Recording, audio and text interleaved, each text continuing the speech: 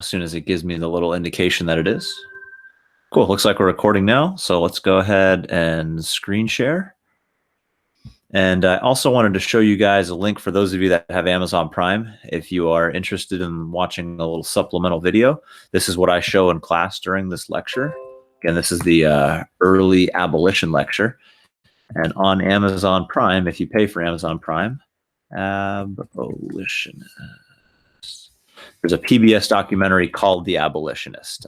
I show about 45 minutes of this in class on the block day lecture. Lots of really, really great clips on here. So I'm not going to show any during this little stream that I'm doing with you now, but I just wanted to show you guys what it looks like, what the cover of it is. It's free on Amazon Prime. So I bet you most of you already have access to this if you want it. It would be really helpful. Throw it on in the background while you're doing whatever. And I think you'll find it helpful for not only this chapter, but for like the next 2 or 3, because it's not only about early abolition. It'll talk all about the sectional crisis, the spread westward, ideas about the Compromise of 1850, what happens with all that land we get from Mexico, Kansas, Nebraska, all of that stuff. So it's a great documentary for the next couple chapters. So I'll remind you again in the video tomorrow, but it's The Abolitionist, and it's probably one of the best things you can do outside doing the review packet. To just kind of refresh yourself on this chapter. So that's that. Also, I have posted the review packet for the next section, which is 1844 up till, 1877, I think. I might have got those years wrong a tiny bit, but it's roughly that period. I'm still a chapter or 2 behind that, so I'm almost there. But just that's kind of the time frame for us right now.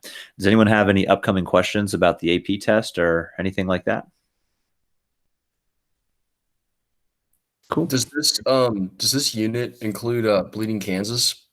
This or like this whole like section that we're doing? It does, pal. Bleeding Kansas isn't actually this chapter, but it's coming up. It's actually in like 4 chapters, I think. But we're gonna do this is early abolition, like 1830s. Then we'll start talking about war with Mexico, spreading west, and then but this is all within the same topic. If you're talking about this chapter, abolition in the 1830s, you're talking about the whole, all the way up until the Civil War. So all this is considered the same unit there. Great question. Dope.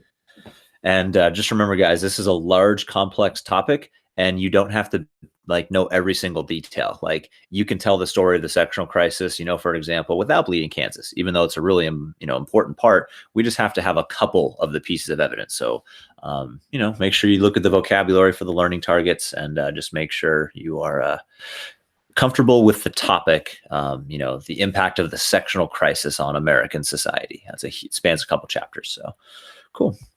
All right, guys. So here are our learning targets for today. Let's look at the vocabulary real quick. I guess I'll spend 5 minutes talking about the first part of this chapter, which is a few transcendentalism and utopian societies. That's more in the context of the market revolution. So I'll briefly address that real quick. It's on my slides, and I'll pull it up. And then I want to jump and spend the rest of the next 20 minutes, guys, talking about abolition. I don't even know if I'll finish this chapter today. We'll see how far we get. So cool. All right, here's our first 5 minutes, guys. We'll start off and this is the final thought on market revolution for the time being. There's going to be a response to the market revolution, guys, and it's not always going to be positive. Some people are going to see kind of negativity in the mechanization of, commerce and of society. And, there's people today that, see machines and technology is not necessarily a great thing. And, these utopian communities are essentially a critique of the market revolution. There's a whole bunch of different ones, guys. Some of them have socialist principles. Those would be like the Fourierists over here. They live a very communal lifestyle. You don't have to remember all of these details, but, they have communal ownership of property, and essentially labor is coordinated, and you don't necessarily own your labor. You don't have total free will in this regard. This is a critique of what the market revolution is doing to some people. When the market revolution is creating inequalities of wealth, which it is, you certainly have people starting to labor in factories, and you have a growing wealthy wealthy upper class growing. You're going to see some resentment on it. And you guys know that socialism will be, a pretty important political concept in the, late 19th century, like the 1890s and 1900. But just be aware that there are early groups experimenting with their idea of utopia.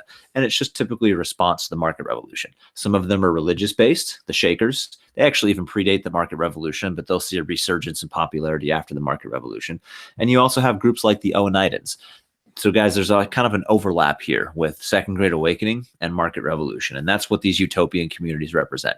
The reason I don't want to spend a lot of time on them is because you will never, ever write an essay on them.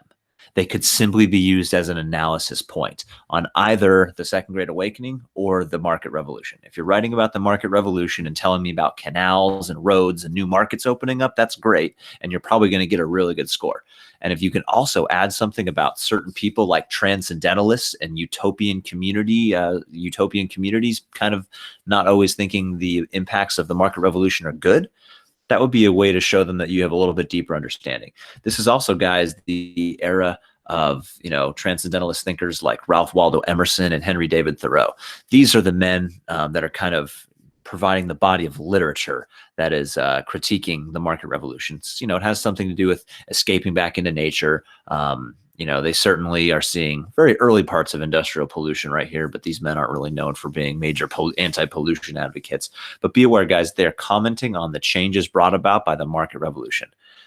They're not necessarily comfortable with it. I don't want to say a whole lot more because, again, this would only be a couple sentences in a DBQ.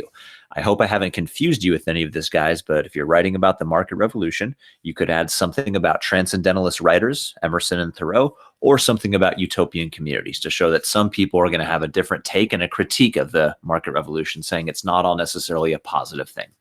Are there way more details? Yes, there are certainly a lot more details on utopian communities, but I don't want you to stress on them. Again, you will never get an essay on utopian communities. It'll only be in the context of the market revolution. You can look through the slides a little bit more if you want to. You could read about some of these groups on Wikipedia if you want, but I'm just trying to help you understand that it'll only ever be a couple sentences or maybe a paragraph of a DBQ at most. And you can still get a great score on a market revolution DBQ. I mean, guys, I could probably get full credit on a market revolution DBQ without even mentioning these people. It's just an option. So that's all the time I want to spend on it. I guess since I don't have the YouTube link clipped, but please be aware the Mormons are not only a Second Great Awakening offshoot, they're also considered this kind of utopian community, seeking out the perfect community. In this case, it's in a religious context, but just be aware that that's included in this kind of time frame here, guys. We're talking about the 1820s, 1830s right now, and that's right when Mormonism is founded. And I happen to have a major interest in that religion from a sociological standpoint, and so that's why I normally show a clip during the lectures in class on that. But anyhow, cool. Does anyone have a question on utopian communities or transcendentalism? I know I only talked about it for like 5 minutes here, but I'm just trying to help you understand that. Use it in the context of critiquing the market revolution, getting back to nature, not focusing on the mechanization and the process necessarily of becoming rich and of mass producing items. Focus on the finer things. There's also a romanticism era going on in Europe, kind of paralleling this guy. So I guess I don't want to say much more on it, frankly, because it's not a topic I even know that much about, but you're not going to really be testing on it. So I guess, yeah, go ahead. Question. Regarding the Mormons, yeah, is Brigham Young in charge of the Mormons by 1830, or he doesn't really come into play after like the original founder gets murdered? Joseph Smith is killed in the 1830s, Powell. I could look at I'll look at the Wikipedia link real quick, but I think it's 1836, and it's just outside of Nauvoo, Illinois. Don't quote me on the exact year, but it's the late 1830s when Brigham Young takes control of the church. And by like the mid 1840s is when they begin the exodus out to Utah. So he's in control of the church for a couple years before he leads the saints to Utah. Okay. And is he fighting the U.S. cavalry and stuff too at the moment, or killing? That's once they get to Utah. Okay. They're essentially only fighting local pressures in the 1830s. Wherever the Mormons move, they tend to dominate the region's economy. So there's a lot of animosity in Missouri. They're essentially run out of Missouri. The governor of Missouri has thanks, Annabelle, 1844. The governor of Missouri has basically an extermination order against the Mormons. There's all sorts of animosity against them wherever they go, but it's not from the U.S. cavalry at this time. It's once they move to Utah that they call the so-called Mormon Wars, where Brigham Young considers running for president and all sorts of stuff like that. Okay. polygamy becomes, the hot button issue of the 1850s, for one of the hot button issues. In fact, when the Republicans, come up with the Republican Party platform, the Mhm. language of it says, we oppose the twin barbarisms of polygamy and slavery. So anyhow, Hmm. right on the same time frame there. If you're interested, pal, if you go onto YouTube and type in PBS Mormons, there's a fantastic like 3-hour documentary. It's kind of it's in that PBS style. It's from the late 90s, but it's really, really good and really fascinating. It talks a lot about Joseph Smith in the early years. And didn't Joseph Smith not have multiple wives? It was until Brigham Young took control that it even happened, or No, Joseph Smith had a revelation about plural marriage early on, and was actually hiding his plural marriage oh from the church shit. members for a number of years. Okay. He Okay. only revealed the revelation about plural marriage to kind of the church hierarchy, and your average Mormon didn't actually have multiple wives.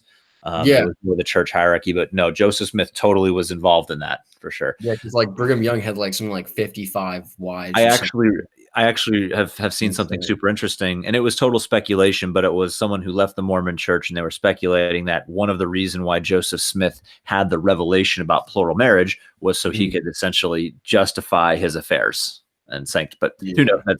I haven't studied the church well enough. I just find it really fascinating, and Huh. I certainly don't know enough about it to provide any factual representation from their standpoint. I can only speak from like an atheist standpoint.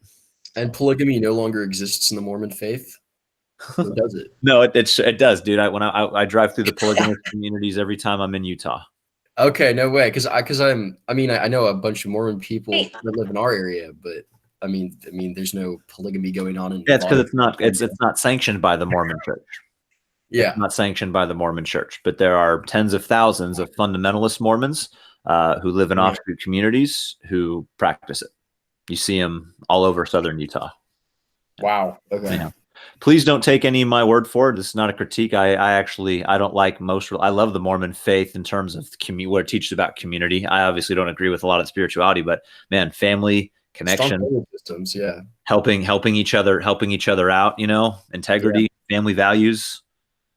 There's a lot to like. Lot I don't like, but a lot to like. So I'm certainly not trying Yeah. to bag on any religion. I'm Agreed. fascinated by it, and I drive through the country a lot. So cool, Annabelle. Your question made me laugh. Annabelle's like, "What's it like to be in Powell's class?" It's like that. He'll no, ask a good question that piques my interest, and I go with it. I assume it's like that. I But love it. he had 55 wives. I just Googled it.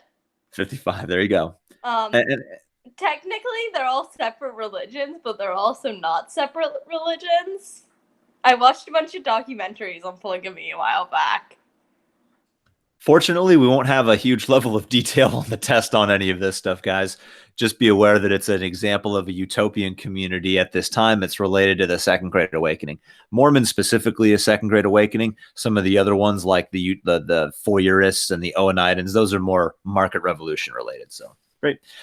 I like talking about this stuff, but let's move on unless anyone else has a direct question on it. But I really appreciate all I love Powell's questions. They interest me, and that's why I go down those roads, because I think they're so good. But anyhow, let's move on from transcendentalists and utopians and Mormons, unless anyone has another pressing question, and let's start talking abolition for about 15 minutes.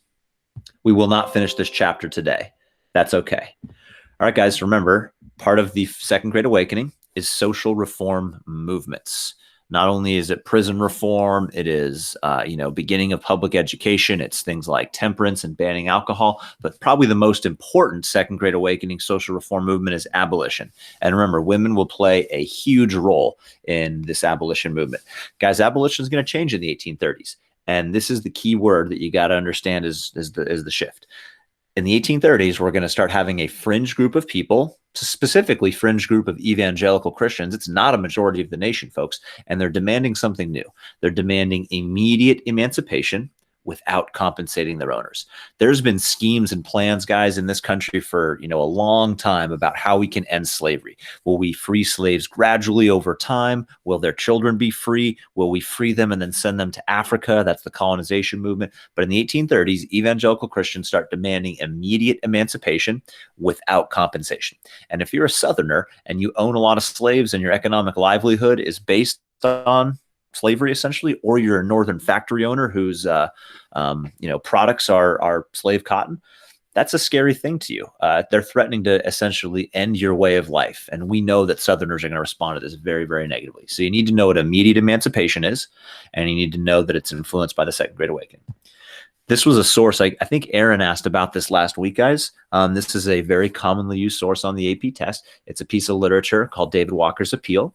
Now, David Walker is a free black man. And essentially, guys, in response to a whole bunch of different race riots and lynchings that are occurring in urban areas in the North and in the East, David Walker is writing this very widely produced political pamphlet. And using kind of biblical language, guys, he argues that a violent slave revolt is inevitable and justified. This is going to make its way into the hands of Southern slaves, and they're going to be found reading it. This is going to really, really kind of make Southerners paranoid in a way that their slaves are going to rise up in their bed and murder them at night. And then we know that Nat Turner is going to come along in 1830, guys, or maybe it's 31. I can't remember. I guess I should look the year up for Nat Turner. I'll say 31.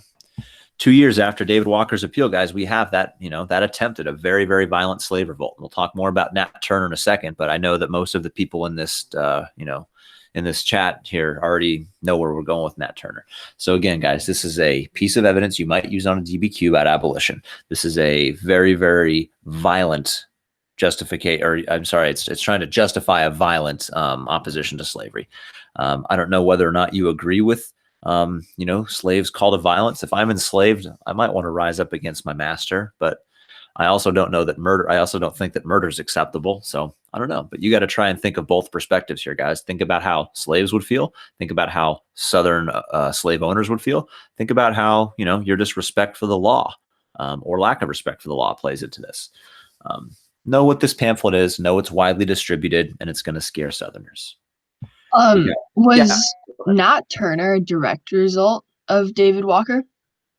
I would say it's probably a direct result. I have no proof that Nat Turner read David Walker's appeal, but it's 2 years after the fact. We know it's widely distributed, so I can't say for certain, Madison, but I believe it has an impact. Nat Turner is literate. One of the reasons that Nat Turner is so famous is because he's a slave who can read and write. He writes like that 35-page account of the massacre in his own words. So I fully believe that a semi or fully educated, slave like Nat Turner who reads and writes, I shouldn't say fully educated, but a literate slave like Nat Turner has probably read it. If any slave has read it, it's probably Nat Turner, but cool. Good question. All right, go for about 10 more minutes today, guys. We'll just kind of do William Lloyd Garrison and the early flood of literature, and then we'll stop right there. So right before, guys, Nat Turner slave revolt, the year before, we have probably the most famous white male abolitionists. Now, be aware, guys, there are important white male abolitionists, there are important white female abolitionists, and there's a huge host of black male and black female abolitionists as well.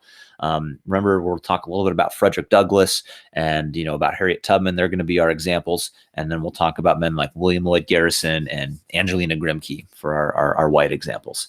But no William Lloyd Garrison. He's a product of the Second Great Awakening, and he's a New England evangelical Protestant, folks. He truly believes in a more perfect society. And that's a really common thing that a lot of Second Great Awakening evangelicals believe.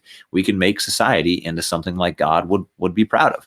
And he doesn't believe God would be proud of a slave-based society. And so William Lloyd Garrison is determined to use his newspaper, which is called The Liberator, to affect change. Now, guys, this is a newspaper, and it starts off, with circulation just in small numbers, but it will become more and more widely circulated as the years go by. And again, this is a very radical newspaper at the time because it demands immediate emancipation. Southerners, when they see this newspaper coming through their states, guys, they just absolutely get enraged. When it makes sense to me. I don't think the Southerners are right, but their logic makes sense to me, at least. William Lloyd Garrison wants to end their Southern way of life. Remember, their way of life is essentially tied up in the slave-based economy, and William Lloyd Garrison wants to see that put to an end. He's arrested and jailed numerous times, guys, in the North for publishing anti-slavery literature, normally for like demonizing slave traders and demonizing slave owners, essentially kind of, talking crap about them in his newspaper. And he's a very, very hated man in the South. They'll offer bounties on his head. They'll, burn him in effigy and burn copies of The Liberator. There's so many good clips in that PBS documentary I showed you earlier, The Abolitionist, all about William Lloyd Garrison. couple pictures of the Liberator out there. You don't need to do those. And then about a year after Turner's publishing his, I'm sorry, after Garrison's publishing his paper, guys, this is when we have Nat Turner's slave revolt. And again, you don't have to remember the details. You don't have to remember, wait, did they kill 35 men or 55 men? What was it? No, that's not what's important. Just remember essentially that what David Walker kind of predicted is going to start to come true, at least in small scales. Does anyone know of a white dude who's going to attempt to lead a slave revolt in the 1850s? That's going to really kind of be one of the sparks for the Civil War? John Brown. Yeah, Brown. thank you, pal. Who else said John Brown? I did. Yeah. Woo. Thank you. The logic is the same, guys. I'm going to, go around these plantations. We're going to murder the slave owners, and the slaves are going to join us. It'll be, a snowball that continues to grow and grow and grow. And as we take over more plantations, our slave army will grow. This is Nat Turner's logic, folks. They go through the countryside, and this is in Virginia. I don't know what city in Virginia or anything like that, but Nat Turner, they murder all the plantation owners within a several-mile radius, and they go on for several days. This is not just a one-night thing, guys. They kind of go on a rampage for multiple days. They're hiding out in the woods and stuff like that. I don't know all the details of the massacre itself, but I know after a handful of days, the revolt is actually crushed. I don't know if it's local militia. I believe it's local militia that crushes it. I don't know if federal troops actually come out and put this down, but remember, they technically can. The Constitution allows the federal government to suppress slave revolts. That detail is not super important for right now. I just was trying to remind you about something from a few chapters ago about protections for slavery in the Constitution. And one of those is the federal government will put down a slave revolt. I don't know if they did here or if it was local militia. That detail is probably not that important for most of us, but know why Nat Turner's slave revolt is important, guys. And this is why. Look at this picture right here. Horrid massacre in Virginia. This makes it into publications and newspapers all around the nation, folks, and it really puts the fear into not only Southerners, it makes Northerners question the ability of ex-slaves to remain, or to be freed as well. Remember, guys, racism is not just confined to the South. Most Northerners have, no desire to live with free blacks. Absolutely not.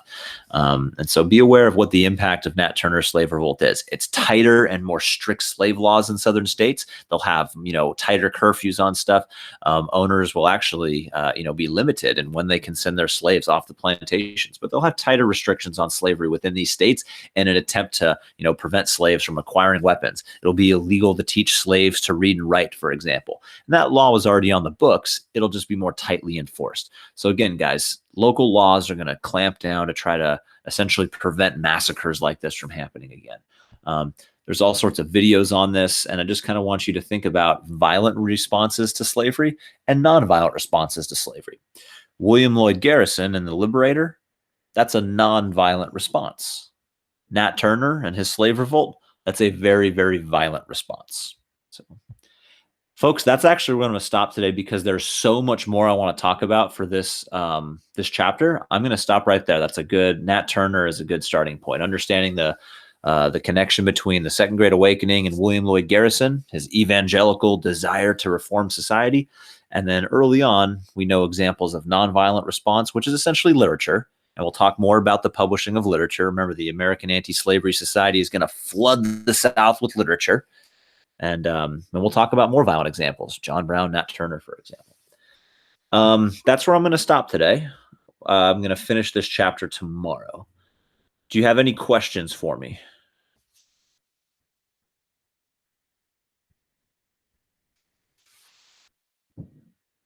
Did I miss anything good in the chat?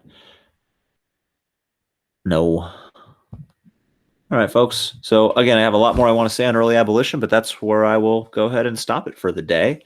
Thanks for tuning in. I'll post this on the YouTube channel as soon as we're done right here. But yeah, make sure you read your textbook chapters like you normally would. Review this stuff. If my videos aren't that helpful, please remember that the APUSH review channel is always there for you.